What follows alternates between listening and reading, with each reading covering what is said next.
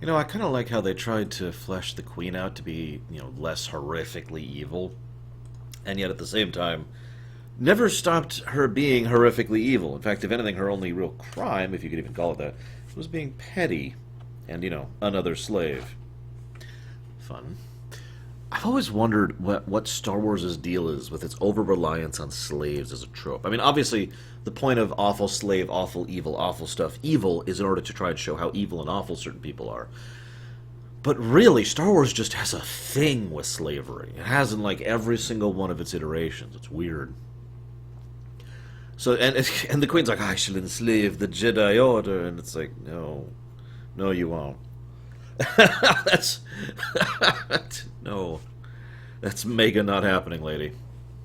Anyways, so earlier, Palpatine gives orders. He says, "The Sith Empire have always been built on millions of slaves. We will need millions of slaves. So go bring the Queen in line."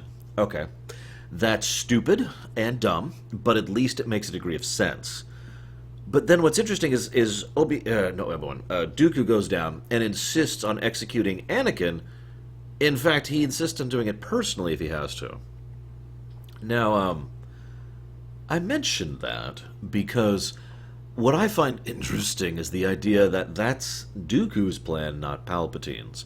As we've already established, Palpatine has been playing a very long game with Anakin and trying to slowly work his way into his good graces and slowly become his friend and his confidant. And, eventually going to have Anakin replace Dooku. That's been Palpatine's plan from the beginning. And as I mentioned in a previous episode, Anakin is a point of interest, a target of significance to Palpatine and the overall, Sith effort. So why have Dooku... You get where I'm going with this, right? The idea that Dooku is then trying to execute Anakin more or less on his own initiative, and then that way this is one threat to Dooku that's now removed from the board. It would be a very Sith thing to do. So then they go after them, and a couple stupid things happen. Like this... The guy is like, I'm going to go ahead and make this really slowly opening death trap thing happen. Even though earlier they flat out, they're chunk and they're dead. They have that kind of technology. But no. We'll make this nice and slow.